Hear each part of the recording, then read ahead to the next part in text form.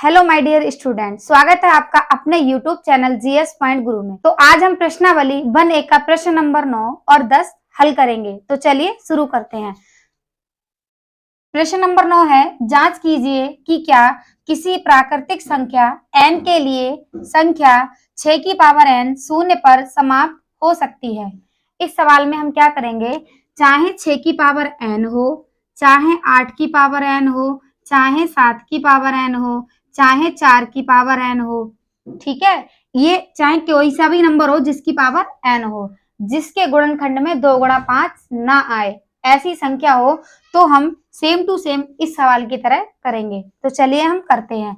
यहाँ है कि 6 की पावर n शून्य पर समाप्त हो सकती है, तो हम लिखेंगे यदि n के लिए संख्या 6 की पावर n शून्य पर समाप्त होगी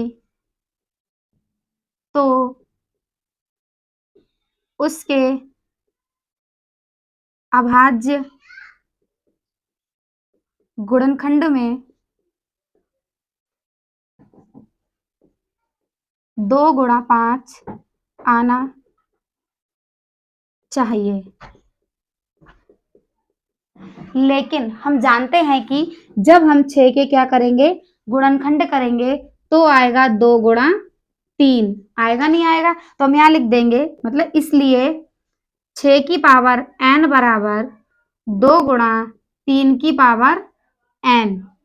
हमने यहाँ क्या देखा कि हमें 2 गुणा 3 मिला, 2 गुणा 5 के रूप का ये है ही नहीं, तो ये जो संख्या होगी 6 की पावर n वो शून्य पर समाप्त होगी ही नहीं। अतः हम लिख लेंगे कि 6 की पावर n संख्या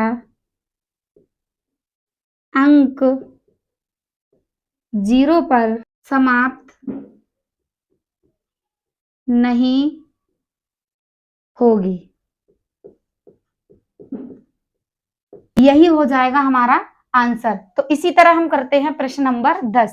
प्रश्न नंबर 10 है, व्याख्या कीजिए कि 7 गुणा 11 गुणा 13 प्लस 13 और 7 गुणा 6 गुणा 5 गुणा 4 गुणा 3 गुणा 2 गुणा 1 प्लस 5 भाज्य संख्याएं क्यों हैं। तो पहले हम बात करते हैं भाज्य और अभाज्य संख्याओं की।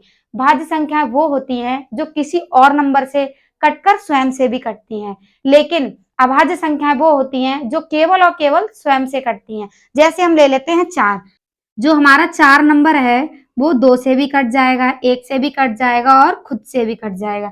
लेकिन बात करें हम 5 की, तो 5 जो है वो केवल और केवल किससे कटेगा, 5 से कटेगा और 1 से कटेगा।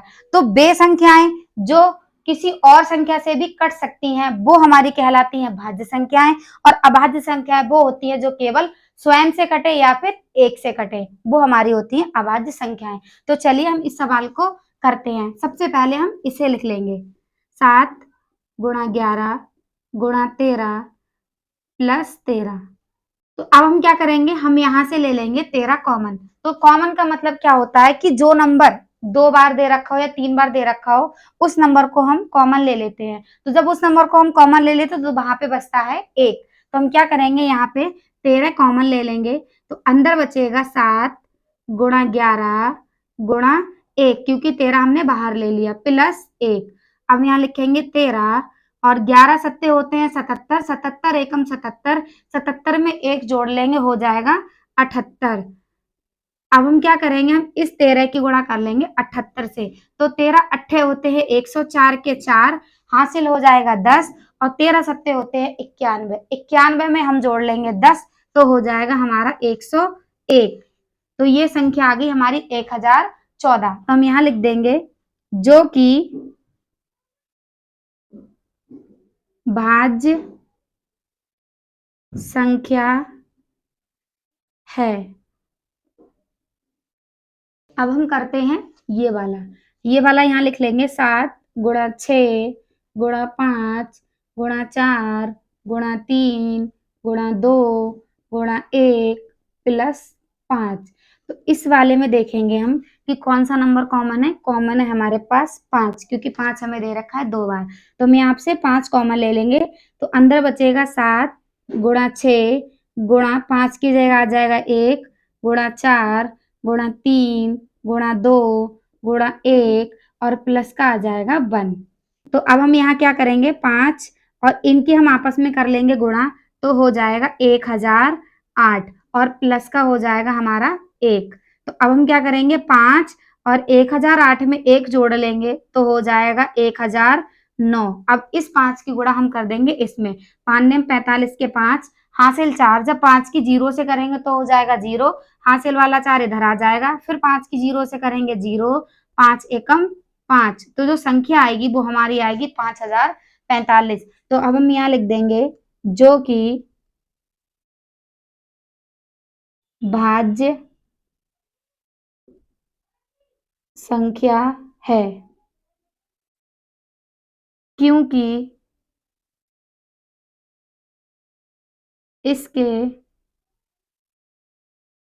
2 से अधिक गुणनखंड हैं। यही हो जाएगा हमारा आंसर। तो चलिए मिलते हैं नेक्स्ट वीडियो में। Thank you for watching.